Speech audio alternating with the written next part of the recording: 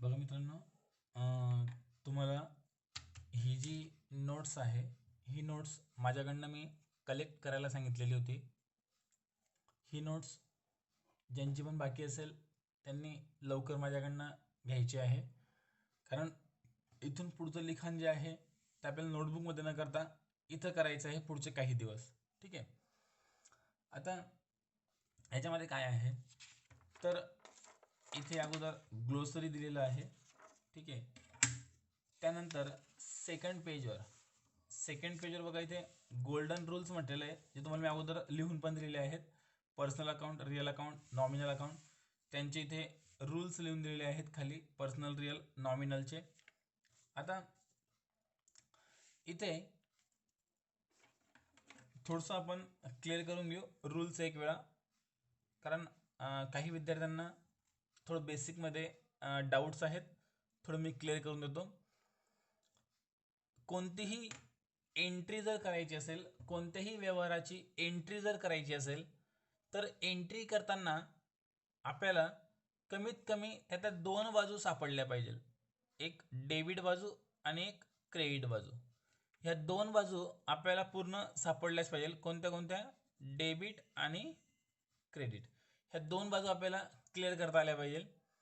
आणि त्या दोन बाजू म्हणजे दोन अकाउंट असतात. प्रत्येक ट्रान्झॅक्शनमध्ये दोन अकाउंट शोधावेच लागतात. ते आपण आत्तापर्यंत काही जवळपास माझ्या माहितीप्रमाणे आपण 60 ट्रान्झॅक्शन बघितले. त्या 60 ट्रान्झॅक्शनमध्ये 60 ट्रान्झॅक्शनमध्ये आपण ते अकाउंट्स बघितले. दोन अकाउंट शोधता आले पाहिजे. ते अकाउंट शोधल्यानंतर त्या अकाउंटला एकतर पर्सनल अकाउंटचा नियम लागतो, एकतर रिअल अकाउंटचा नियम लागतो, एकतर नॉमिनल अकाउंटचा नियम लागतो. ठीक आहे. पर्सनलमध्ये लागला तर एका अकाउंटला डेबिट लागेल, एका अकाउंटला क्रेडिट नेम लागेल. एका अकाउंटला डेबिटचा नेम लागतो, एका अकाउंटला क्रेडिटचा. पण असं होऊ शकतं की डेबिट पर्सनल अकाउंटमध्ये लागेल तर क्रेडिट रिअलमधला लागेल, डेबिट रिअलमधला लागेल तर पर्सनल क्रेडिटमधला लागेल, किंवा डेबिट आणि क्रेडिट, एक डेबिट पर्सनलमधला तर क्रेडिट नॉमिनलमधला लागेल, किंवा नॉमिनलमधला डेबिट तर पर्सनल किंवा रिअलमधला क्रेडिट लागेल. म्हणजे काहीही होऊ शकतं. असं कंपल्सरी नाही की डेबिट क्रेडिट कोणता लागेल. कोणत्या पण अकाउंटचा डेबिट क्रेडिट लागू शकतो. म्हणून कमीत कमी हे 3 अकाउंट्स तुमचे एकदम परफेक्ट असणं आवश्यक आहे. ठीक आहे. मी एक वेळ तुम्हाला पूर्ण क्लिअर करून देतोय की याच्यामध्ये नेमकं काय असतं, केव्हा हे नियम वापरावे लागतात. तर पर्सनल अकाउंट केव्हा वापरणार? जेव्हा व्यक्ती व संस्थेचा संबंध असेल तेव्हा. जेव्हा त्या ट्रान्झॅक्शनमध्ये आपण दोन अकाउंट काढतो तर दोन अकाउंटमध्ये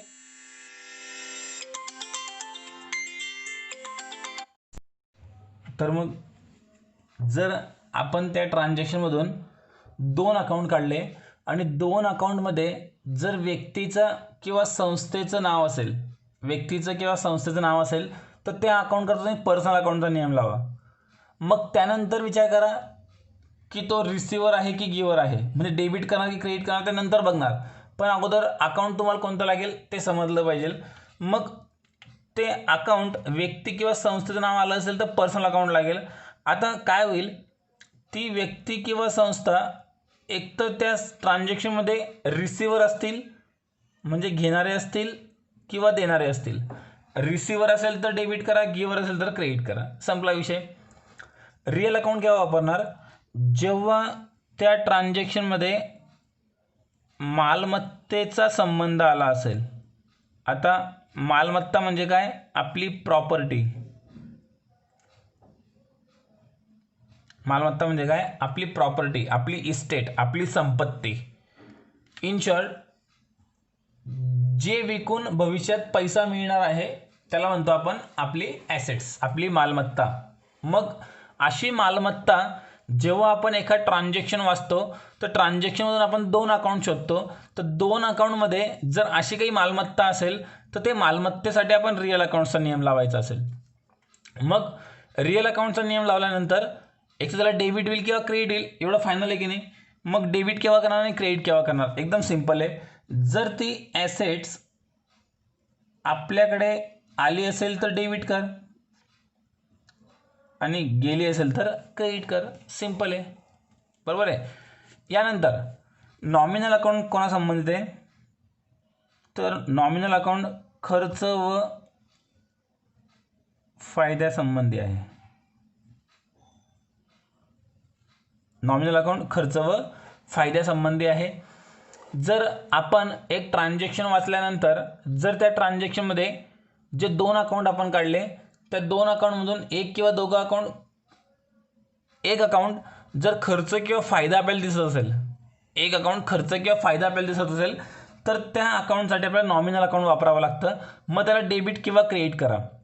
मग डेबिट केव्हा आणि क्रेडिट केव्हा, तर इथे बघा, debit all expenses and losses, खर्च व नुकसान झालं असेल, खर्च किंवा नुकसान, तेव्हा त्याला डेबिट करा. आणि काही फायदा असेल आपला, जर काही आपला फायदा असेल तर त्याला काय करा, मग क्रेडिट करा. इतके सिंपल आणि शॉर्टमध्ये हे रूल्स तुम्हाला सांगितलेले आहेत. आता आपण काही ट्रान्झॅक्शन्स बघणार आहोत. आता आपल्याला ॲक्च्युअल जर्नल एंट्री करणं शिकायचं आहे. आपल्याला ॲक्च्युअल जर्नल एंट्री करणं शिकायचं आहे. मग ते कशी करायची, तर आपण त्याची पण आता प्रॅक्टिस करणार आहोत आणि मग आपण ॲक्च्युअल क्वेश्चनकडे जाणार आहोत.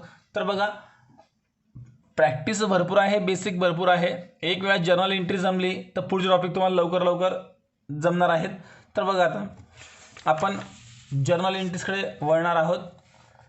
आपण आता हे ट्रान्झॅक्शन बघू, बेसिक फॉर जर्नल एंट्रीज. हे सगळे ट्रान्झॅक्शन जे आता मी घेणार आहे, हे सगळे ट्रान्झॅक्शनचं बेसिक आपण घेतलेलं आहे.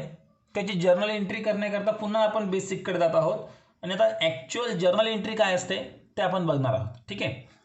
तर बघा, ट्रान्झॅक्शन दिलेलं आहे, त्यावरून 2 अकाउंट्स आपल्याला शोधून काढायचे आहेत. त्या 2 अकाउंटचं टाईप्स लावायचं आहे, म्हणजे क्लासिफिकेशन ज्याला आपण म्हणतो, पर्सनल आहे, रिअल आहे की नॉमिनल आहे.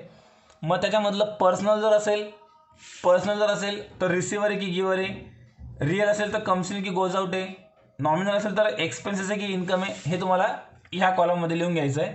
आणि त्यावरून मग त्याला डेबिट होईल का क्रेडिट होईल ते आपण शोधून काढायचं आहे. ठीक आहे. तर बघा, एक ट्रान्झॅक्शन मी तुम्हाला करून दाखवतो.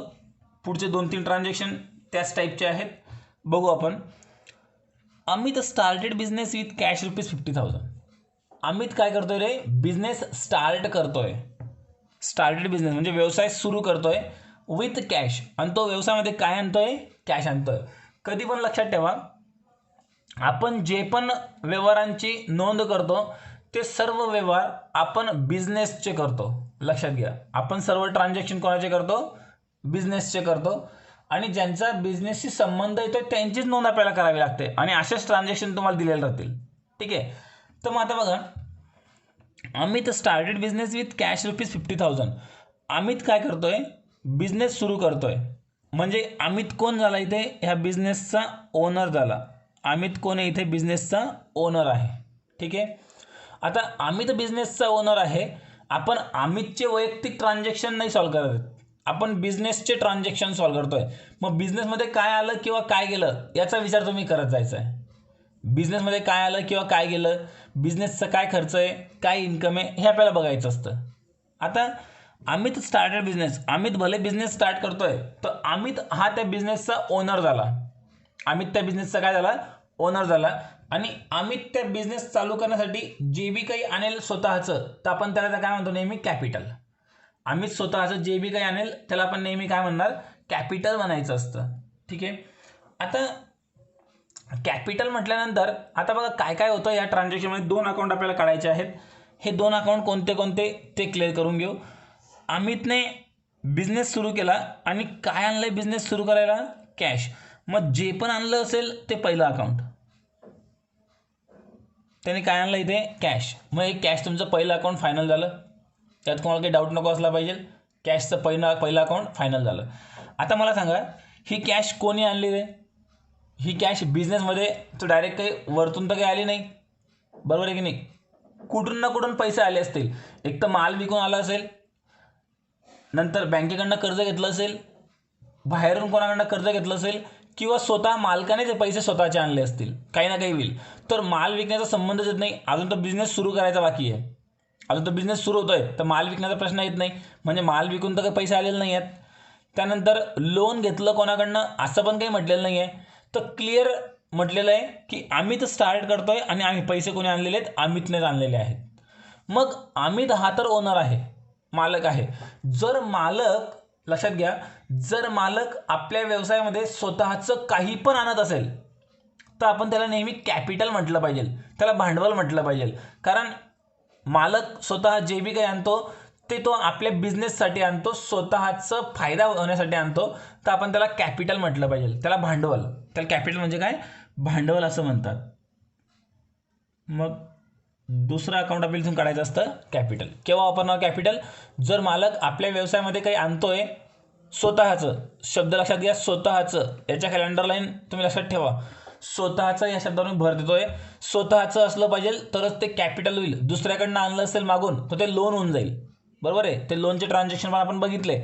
तर स्वतःचं असलं पाहिजे. इथे पैसे कुठून आणले सांगितलेले नाहीत, मी स्वतःचे आणले. इतकं क्लिअर झालं.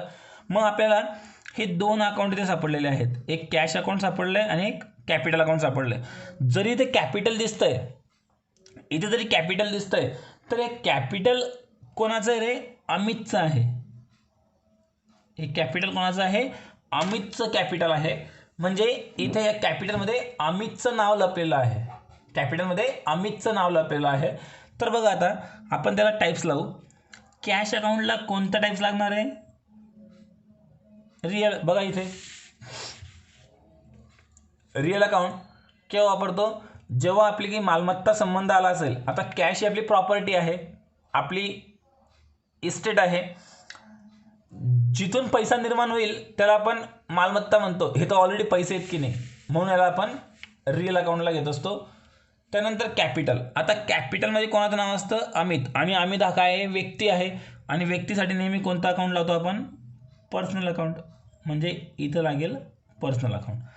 आता जेव्हा फायनल एंट्री आपल्याला करायची ना, तेव्हा कॅश आणि कॅपिटल ह्या दोघांपैकी एकाला डेबिट एकाला क्रेडिट होईल, एवढं फायनल आहे. आणि तीच आपली फायनल एंट्री आहे, बाकी आपल्याला काही घेणं नाही. आता बघा पुढे रूल्स काय लागतील. आता कॅशला रिअल अकाउंटचा रूल्स लागतोय. तर रिअल अकाउंटचा रूल्स बघा, मी परत पेज इकडे तिकडे न करता एका कागदावर लिहिलेलं आहे, तेच तुम्हाला दाखवून देतो.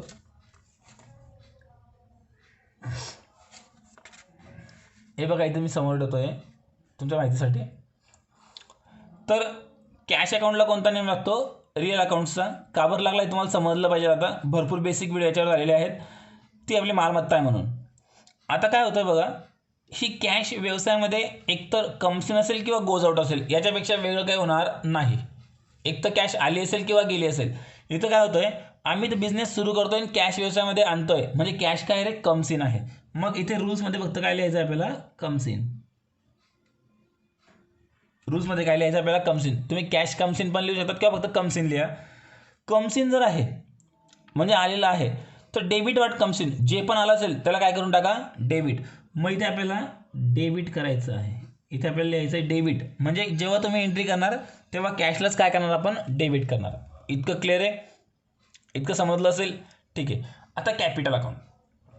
कॅपिटल अकाउंटसाठी कोणता नियम लावतो, पर्सनल अकाउंटचा. पर्सनल अकाउंटचा नियम काय केव्हा वापरतो, व्यक्ती व संस्थेचा संबंध आला असेल तेव्हा. इथे व्यक्तीचा संबंध आहे इनडायरेक्टली, कारण हे कॅपिटल कोणी आणलेलं आहे, मालकाने. आपण मालकाचं नाव लिहत नाही, त्या ठिकाणी कॅपिटल आपण म्हणत असतो, म्हणून इथे इनडायरेक्टली व्यक्तीचं नाव आहे. मग आता हा जो व्यक्ती आहे, हा व्यक्ती एकतर रिसिव्हर म्हणजे पैसे एकतर घेणारा असेल किंवा देणारा असेल. तर अमित इथे बिझनेसमधून पैसा घेतोय की बिझनेसमध्ये देतोय, देतोय.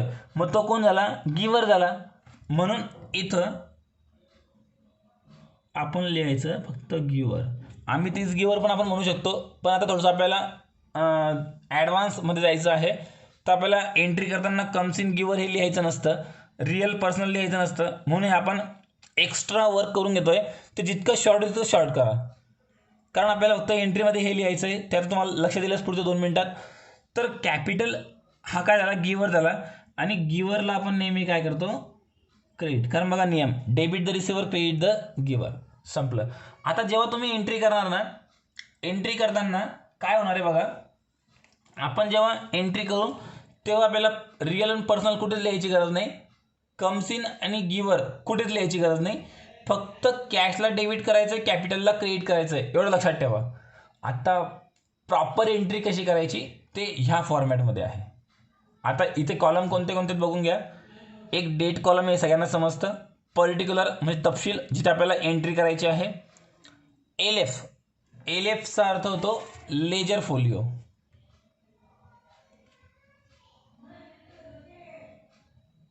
एल एफचा अर्थ काय होतो? Ledger folio. एल एफचा अर्थ होतो लेजर फोलिओ. म्हणजे इन शॉर्ट जिथे आपण एंट्री केलेली असते ज्या पेजवर, त्या पेजचा नंबर तुम्हाला तिथे लिहायचा असतो. म्हणजे ते पुढचा भाग आहे. या एंट्रीची पुढे ज्या पुस्तकात नोंद होते त्या पुस्तकाचा पान नंबर इथे लिहायचं असतं. नंतर डेबिट रुपीज आणि क्रेडिट रुपीज. आता बघा ह्या ट्रान्झॅक्शनमध्ये 50,000 रुपये आलेले आहेत. तर मी अमाऊंट आत्तापर्यंत मुद्दामून डिस्कस केली नाही, कारण त्याचा काहीच फरक पडत नाही. जितकी अमाऊंट असेल तितकी आपल्याला लिहावी लागते. ठीक आहे. आता बघा पहिल्यांदा आपण एंट्री करतोय. एंट्री आपण पहिल्यांदा करतोय, कशी करायची असते मी समजावून सांगतो. इथं डेट तर काही दिलेलं नाही, आपण नंबर लिहितोय. आता बघा 2 अकाउंट सापडलेत. कोणते कोणते? कॅश अकाउंट आणि कॅपिटल अकाउंट. याच्यापैकी आपण डेबिट कोणाला करणार? कधी पण लक्षात ठेवा, एंट्री करताना तुम्हाला डेबिट आणि क्रेडिट या दोघी बाजू लागतीलच. डेबिट आणि क्रेडिट या दोन बाजू लागतीलच. त्यापैकी एकाला डेबिट होईल, एकाला क्रेडिट होईल, एवढं फायनल आहे. तर अगोदर लिहिताना डेबिटची नोंद करा. अगोदर लिहिताना डेबिटची नोंद करायची असते. मग कॅश किंवा कॅपिटलमधून आपण डेबिट कोणाला करणार आहेत? इथे बघा, डेबिट कोणाला करणार आहेत? कॅशला. तर लिहिताना पद्धत बघा काय आहे. स्टार्टिंगपासून यायचं आहे कॅश अकाउंट आणि इथे शेवटी लिहायचं डी आर. डी आर म्हणजे डेबिट रेकॉर्ड. आपण डेबिटची रेकॉर्डिंग केली, इतकं फायनल असेल. आता क्रेडिट कोणाला करणार आहेत? आपण कॅपिटलला क्रेडिट करणार आहेत. आता बघा सुरुवातीचे ट्रान्झॅक्शन म्हणून एकदम स्लो घेतोय आणि एक वेळा याची प्रॅक्टिस झाली की मग तुम्हाला हे जी नोट्स आहे ती फास्ट संपवण्याचा आपण प्रयत्न करणार आहोत, कारण आपल्याला पुढे पण भरपूर प्रॅक्टिस करायची आहे. तर कॅश अकाउंट डेबिट. तर किती अमाऊंट आली कॅशची आपल्याकडे? 50,000. डेबिट केलं की नाही? मग डेबिटची अमाऊंट डेबिट कॉलममध्ये आली पाहिजे 50,000. डेबिटची अमाऊंट डेबिट कॉलममध्ये आली पाहिजे 50,000. इथपर्यंत क्लिअर झालं. आता डेबिट बाजू कंप्लीट झाली. आता कोणती बाजू लिहायची आपल्याला? क्रेडिट बाजू लिहायची आहे. मग क्रेडिट कोणाला करणार आहेत? आपण ह्या कॅपिटलला क्रेडिट करणार आहोत. तर क्रेडिट लिहिताना काय करायचं असतं? थोडंसं लक्षात घ्या, व्यवस्थित लक्षात घ्या. कॅशच्या खाली थोडीशी जागा सोडून द्यायची. नॉर्मली बघा ही जागा सोडली मी इकडची. नॉर्मली थोडीशी जागा सोडायची. हे बघा इतकी जागा सुटली की नाही? इतकी जागा इकडे सुटली बघा. तुम्ही काही पेनाने काही टिक करू नका, फक्त थोडी जागा सोडून 2 लिहायचं आहे. 2 लिहिलं म्हणजे ही बाजू क्रेडिट होऊन गेली. 2 लिहिलं म्हणजे ही बाजू कोणती होऊन गेली? क्रेडिट. आणि क्रेडिट कोणत्या अकाउंटला करायचं आहे? कॅपिटल अकाउंटला. तर फक्त याच्या खाली याच्या पुढे लिहून टाका कॅपिटल अकाउंट. आणि कॅपिटल अकाउंटला आपण 2 लावला म्हणजे कोणती बाजू झाली? क्रेडिट बाजू. तर क्रेडिटची अमाऊंट क्रेडिट कॉलममध्ये समोर लिहून टाका 50,000. आणि ही झाली तुमची फायनली जर्नल एंट्री. इतकं समजलं? आता वाचताना कसं वाचतात? Cash account debit to capital account. Cash account debit to capital account. शॉर्टमध्ये जर वाचायची असेल, एकदम शॉर्टमध्ये वाचायची असेल तर cash to capital. Cash to capital 2 लावला म्हणजे 2 ज्याच्या पुढे लागला ते क्रेडिट बाजू होऊन गेली. आणि अगोदर आपण डेबिट बाजूच लिहितो म्हणून कॅशला डेबिट आहे हे क्लिअर समजून जातं. इतकं समजलं? आता या एंट्रीचा एक शेवटचा भाग. एंट्री लिहून झाल्यानंतर आपण जी एंट्री केलेली आहे, जे ट्रान्झॅक्शन आपण केलेलं आहे त्या ट्रान्झॅक्शनची थोडक्यात माहिती लिहायची असते. ब्रीफ एक्सप्लेनेशन लिहायचं असतं. सविस्तर थोडक्यात एकदम शॉर्टमध्ये माहिती लिहायची असते की नेमकं ही एंट्री कसली आहे, का बरं झालेली आहे, कशाची झालेली आहे. तर हे लिहिताना काय करायचं? अगोदर ब्रॅकेट टाकायचं. ब्रॅकेटमध्ये लिहायचं बिंग. हे याला नॅरेशन म्हणतात. हे पण लक्षात घ्या, याला काय म्हणतात? नॅरेशन. हे बघा मी इथं लिहून देतो, याला नॅरेशन म्हणतात. शब्दार्थामध्ये हा शब्द गेलेला आहे. नॅरेशन म्हणजे थोडक्यात वर्णन म्हणू आपण त्याला, की जे पण काही होतं आहे ते थोडक्यात आपल्याला दाखवायचं आहे.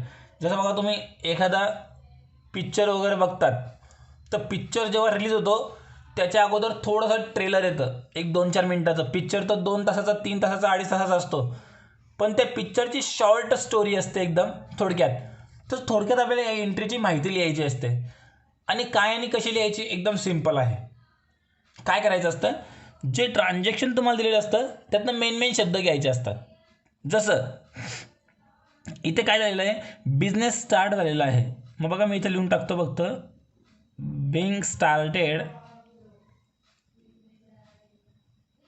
Business with cash. बघा स्टार्टेड बिझनेस विथ कॅश इतकं नाव इथे येऊन गेलं आणि फायनली तुमची जर्नल एंट्री संपली.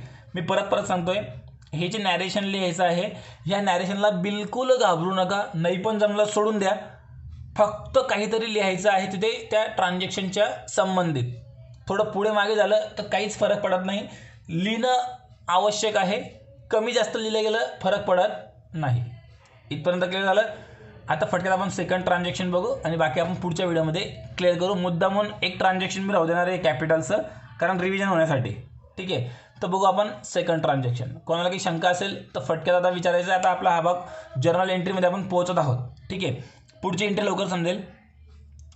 Sumit started business with machinery. आता कोण बिझनेस स्टार्ट करत आहे? सुमित. इथे अमितने बिझनेस स्टार्ट केला होता, कॅश आणली होती. इथे सुमितने बिझनेस स्टार्ट केला, मशिनरी आणलेली आहे. जे पण तो आणतोय ते एक पहिलं अकाउंट, जे पण तो आणतोय ते एक पहिलं अकाउंट, म्हणजे मशिनरी आणली म्हणून मशिनरी पहिलं अकाउंट. स्वतःचं असेल तर आपण त्याला नेहमी काय म्हणणार? कॅपिटल. इथे कोणाकडनं उसनवार किंवा उधारीवर आणलं असं कुठेच काही म्हटलेलं नाही, स्वतःचं आहे त्याला आपण कॅपिटल म्हणणार. इतकं मी मागच्या एंट्रीमध्ये क्लिअर केलं. आता याला टाईप्स लावा. मशिनरी अकाउंटला कोणतं टाईप लावतो आपण? Real account. आणि कॅपिटलला कोणतं लावतो? Personal account. मशिनरीला रिअल, कॅपिटलला पर्सनल. हे अगोदरच्या बेसिकमध्ये भरपूर आपण शिकलेलो आहोत, डाऊट नको पाहिजे. आता रूल्स काय लागेल? आता मशिनरीला रिअल, तर रिअलचा रूल्स काय बघा. रिअलचा रूल्स काय? एकतर debit what comes in, credit what goes out. मला सांगा, मशिनरी व्यवसायामध्ये कम्स इन की गोज आउट आहे? आली की गेली आहे? तो व्यवसायामध्ये आणतोय म्हणून मशिनरी काय होऊन जाईल? कम्स इन होऊन जाईल. आणि कम्स इन त्याला आपण नेहमी काय करतो? डेबिट. इथे डेबिट करून टाकलं. ठीक आहे. कॅपिटल अकाउंट, कॅपिटल अकाउंटला पर्सनल अकाउंटचा नेम लावतो. Debit the receiver, credit the giver. Debit the receiver, credit the giver. आता कॅपिटल अकाउंटला पर्सनल अकाउंटचा नेम लावला आपण, तर इथे पर्सनल अकाउंट कोणासाठी? कॅपिटलसाठी. म्हणजे कॅपिटलमध्ये कोणाचं नाव लावलेलं असतं? ह्या ओनरचं, या सुमितचं नाव. जसं बघा इथे अमितचं नाव होतं, इथे सुमितचं नाव लावलेलं आहे कॅपिटलमध्ये. आता मला सांगा, इथे जो सुमित आहे, सुमित ही मशिनरी घेणारा आहे की देणारा आहे? बिझनेसमध्ये मशीन तो देतोय की बिझनेसमधून काढतोय? तर तो देतोय. बिझनेसला मशीन तो देतोय, म्हणजे तो कोण झाला इथे? गिव्हर झाला. तो इथं कोण झाला? गिव्हर. आणि गिव्हरला आपण नेहमी काय करायचं असतं? क्रेडिट झालं. आता आपल्याला याची फायनल जर्नल एंट्री करायची आहे. आता काय करायचं आपल्याला? जर्नल एंट्री करायची आहे. जर्नल एंट्री करताना दोन बाजू लागतात, एक डेबिट बाजू आणि एक क्रेडिट बाजू. जर्नल एंट्री करताना एक दोन बाजू फिक्स आहेत, एक डेबिट बाजू आणि एक क्रेडिट बाजू. डेबिट आणि क्रेडिट या नाण्याच्या दोन बाजू आहेत. जर हेड आहे तर टेल राहीलच, टेल आहे तर हेड राहीलच. बरोबर आहे की नाही? म्हणजे डेबिटला क्रेडिट लागेलच, त्याशिवाय जर्नल एंट्री होऊ शकत नाही. फक्त डेबिट करून टाकलं आणि क्रेडिट राहू दिलं किंवा क्रेडिट केलं आणि डेबिट राहू दिलं असं कधीच होणार नाही. डेबिट सोबत क्रेडिट हे येईलच, कधीच चुकणार नाही. क्रेडिट असेल तर डेबिट पण येईलच. ठीक आहे. तर लिहिताना अगोदर नेहमी कोणती बाजू लिहायची असते? डेबिट बाजू. नंतर लिहायची असते क्रेडिट बाजू. तर आपण सेकंड नंबर ट्रान्झॅक्शनची जर्नल एंट्री करणार आहोत. तर डेबिट कोणाला करणार आहे? बघा इथे डेबिट. डेबिट कोणत्या अकाउंटला करणार आहे आपण? मशिनरी अकाउंटला. हे टाईप्स ऑफ अकाउंट रूल सोडून द्या. डेबिट कोणाला करणार आहोत? Machinery account. तर स्टार्टिंगपासून लिहा मशिनरी अकाउंट. याला काय करणार आहे आपण? डेबिट. डेबिटचा शॉर्टमध्ये लिहायचा असतो तर DR, म्हणजे डेबिट रेकॉर्ड. आता डेबिट रेकॉर्ड झालं. आता क्रेडिट लिहायचं आहे. क्रेडिट कोणाला करायचं आहे? बघा हे क्रेडिट कोणाला करणार आहे? कॅपिटल अकाउंटला. तर क्रेडिट करताना थोडीशी जागा सोडून लिहायचं असतं 2. जागा सोडताना माप घेऊन जागा सोडू नका. ठीक आहे.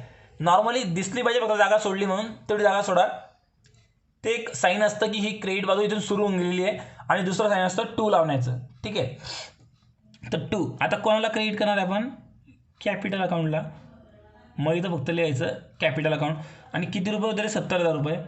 मशिनरीला डेबिट केलं होतं, डेबिटचे अमाऊंट डेबिट कॉलममध्ये, कॅपिटलला क्रेडिट करतोय, क्रेडिटचे अमाऊंट क्रेडिट कॉलममध्ये. हे वरती खाली होऊ देऊ नका, व्यवस्थित लिहा. ठीक आहे. आता काय बाकी राहिलं? नॅरेशन बाकी राहिलं. नॅरेशन कंसात लिहायचं असतं आणि याची सुरुवात नेहमी कशाने होते? बेईंगने. बेईंग काय लिहिणार? इथे आपण लिहिलं तर स्टार्टेड बिझनेस विथ कॅश, इथे लिहून टाका स्टार्टेड बिझनेस विथ मशिनरी. संपला ट्रान्झॅक्शन. स्टार्टेड बिझनेस विथ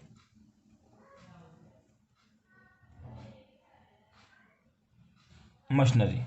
ठीक आहे. जागा कमी पडत असेल तर बारीक अक्षरात 2 ओळीमध्ये लिहा, पण पूर्ण लिहा, अपूर्ण सोडू नका. इथपर्यंत क्लिअर आहे. आता बाकी आपण पुढच्या व्हिडिओमध्ये बघणार आहोत. आणि सगळ्यांसाठी सूचना आहे, ज्यांचे पण नोट्स घ्यायचे बाकी आहेत त्यांनी नोट्स घेऊन टाका. आणि जर स्वतःहून तुम्ही जर पुढचे ट्रान्झॅक्शन जर सॉल्व करतायत तर कृपया करून पेन्सिलीने सॉल्व करा. इन केस जर तुमचं चुकलं असेल तर तुम्हाला ते करेक्शन करता येईल.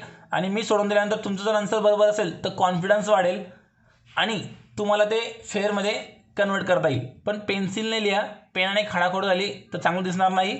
तर तुम्ही ते पेन्सिलने लिहायचा प्रयत्न करा, तर सोडवणार असणार तर. ठीक आहे.